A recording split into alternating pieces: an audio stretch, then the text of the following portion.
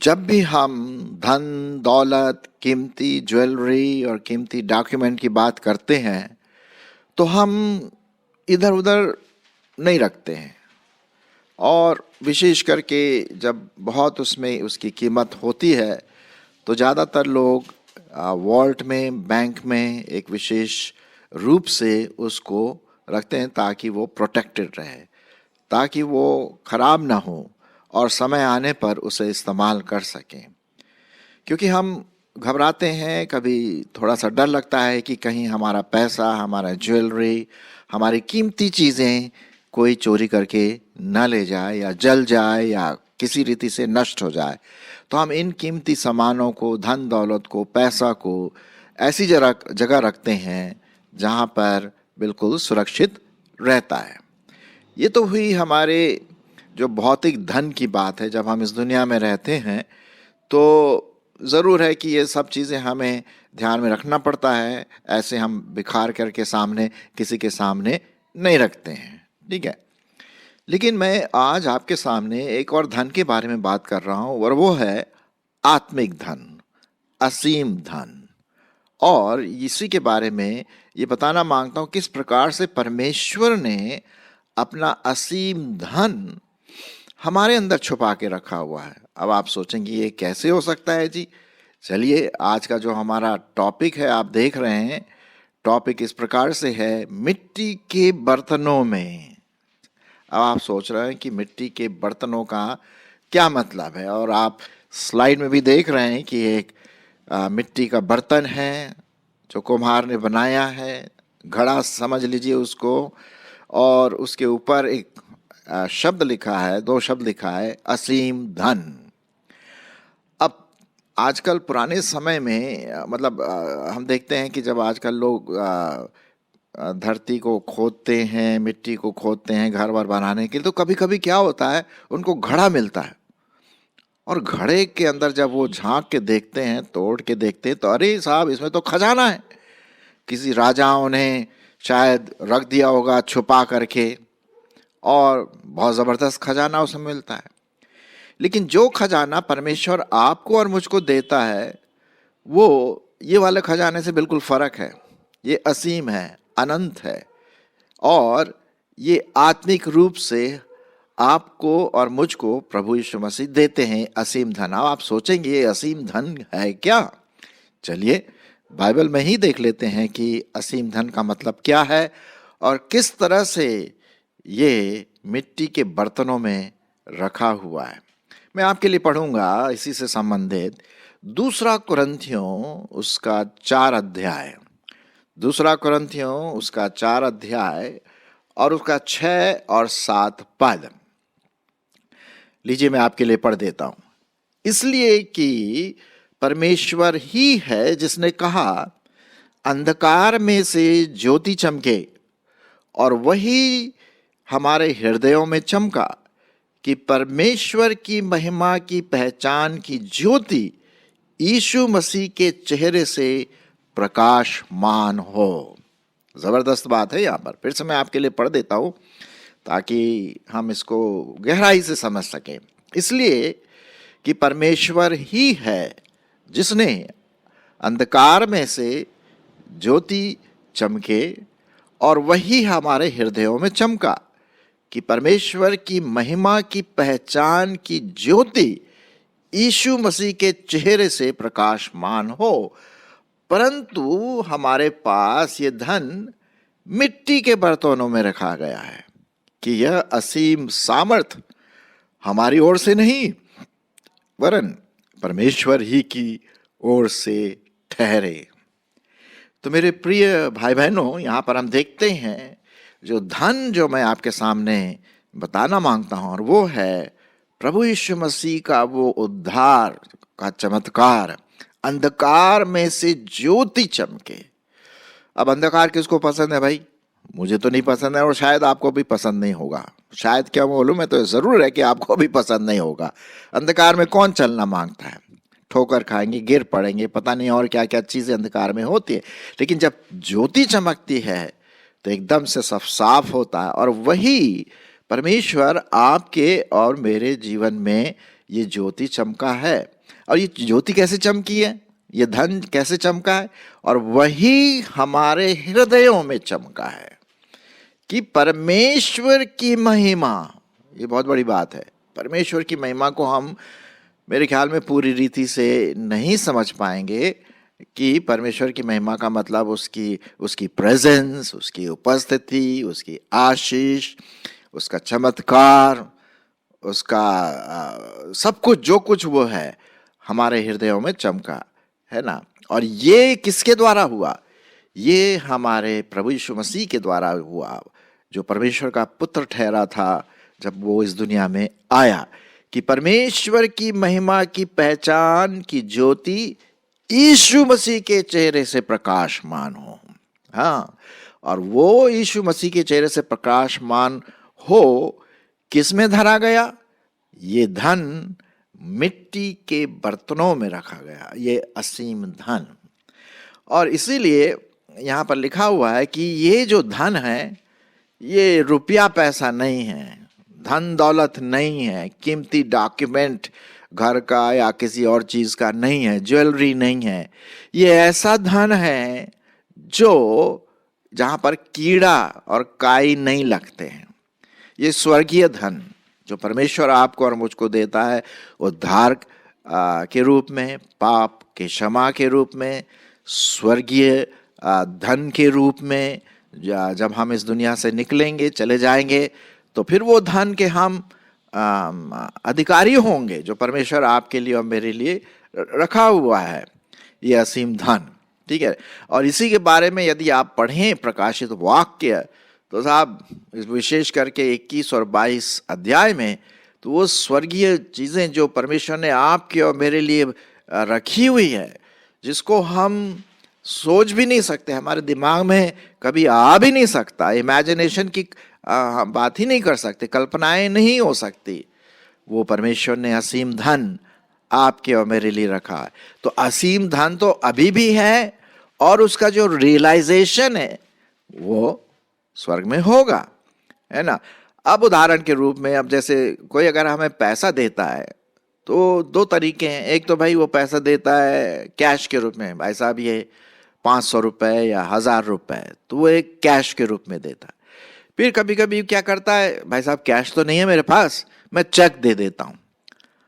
अब अगर चेक देता है तो मुझे जाकर के वो बैंक में उसको कैश में परिवर्तन करने की जरूरत है। अब वो चेक लेकर के मैं तो कहीं दुकान में नहीं जा सकता, भाई साहब ये चेक है मेरे पास 500 रुपये का, 1000 का, मुझे ये सामान खरीदना। भला भाई साहब मैं चेक ऐसे कैसे लेंगे, आप कैश दीजिए, वो बात होगी।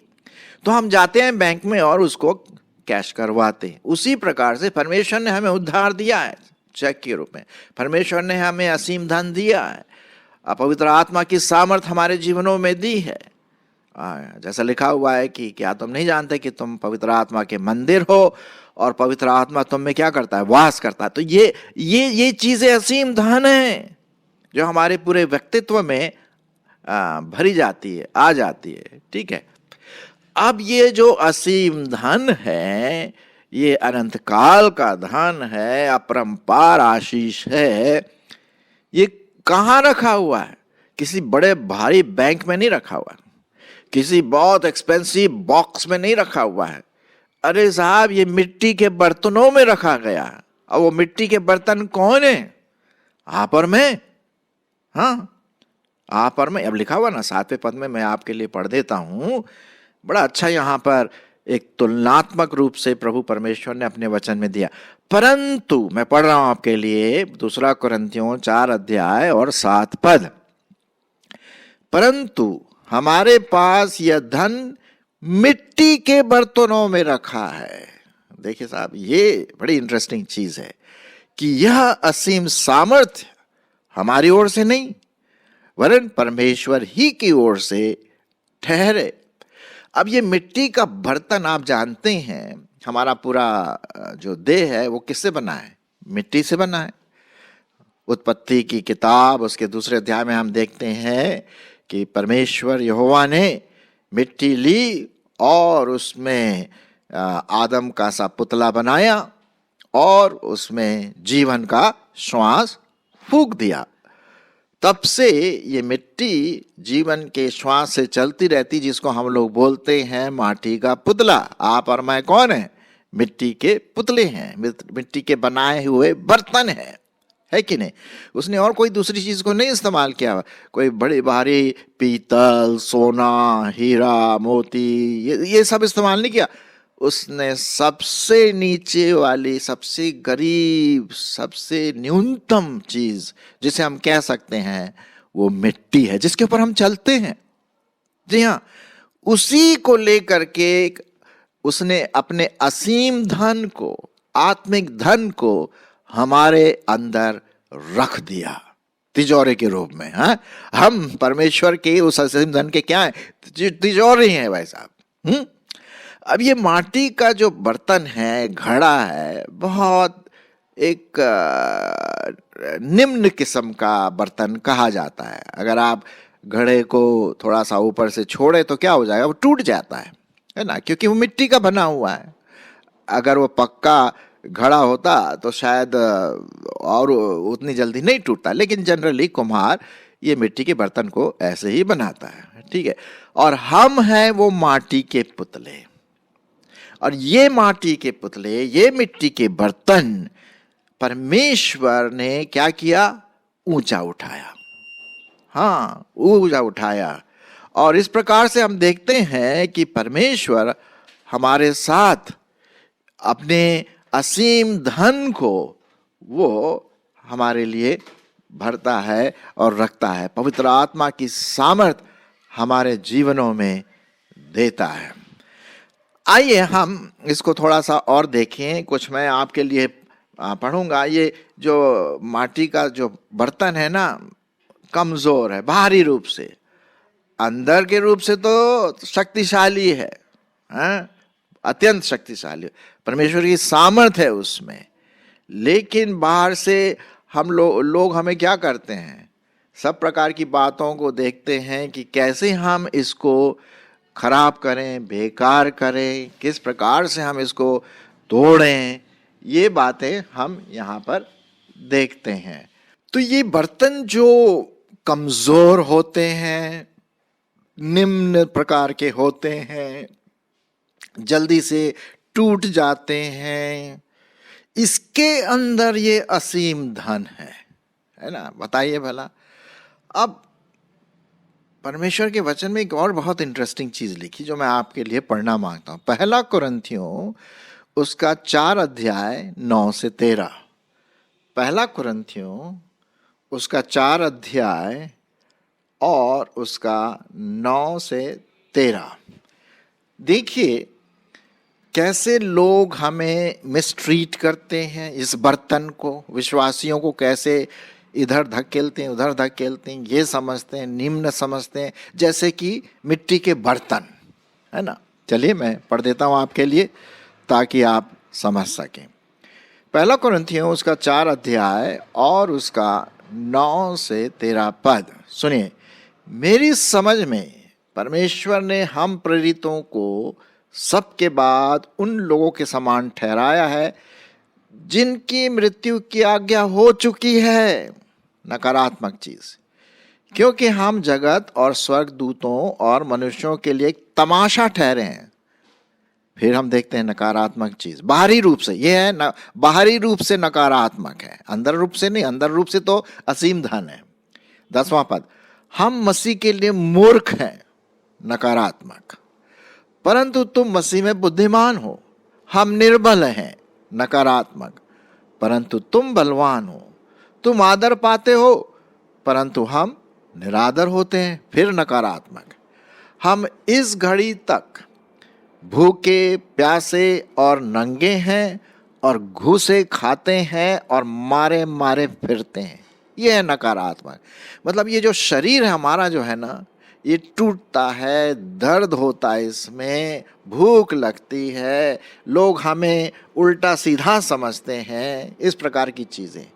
और इसी में परमेश्वर ने अपना असीम धन रखा हुआ है।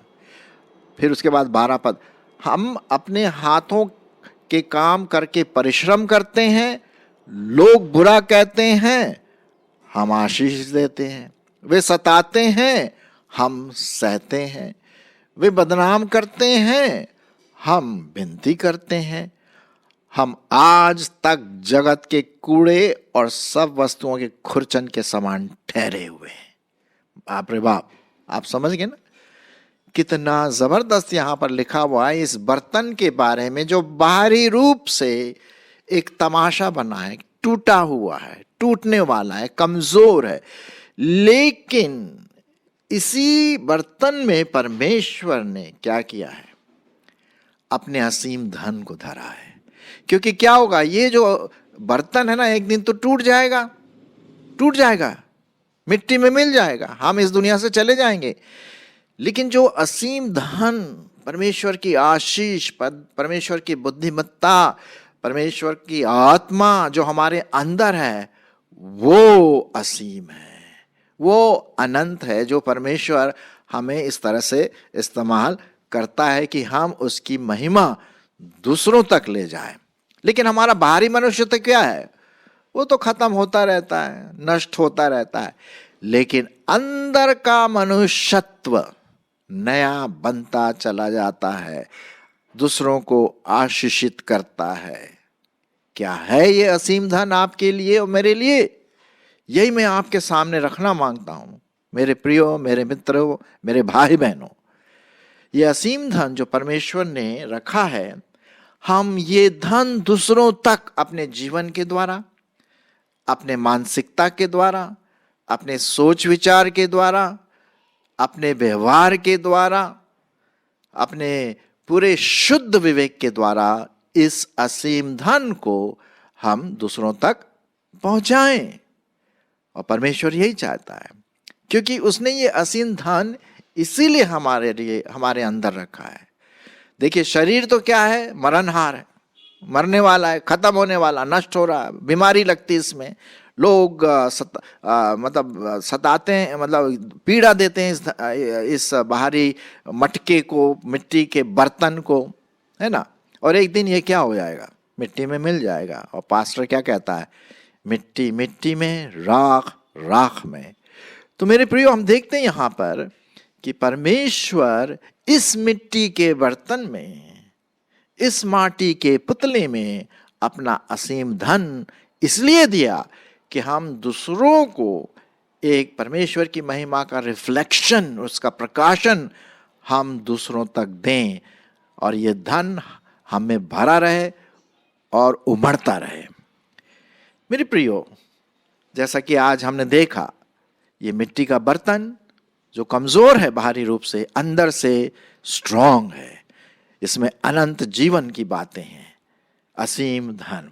तो वापस हम जाएंगे दूसरा कुरिन्थियों और उसका वही 4 अध्याय और 6 से 7 पद, उसके साथ हम इसको क्या करेंगे, कंक्लूड करेंगे। आशा है कि हम जो मिट्टी के बर्तन हैं, अपने आप को परमेश्वर के सामने कम ना समझें।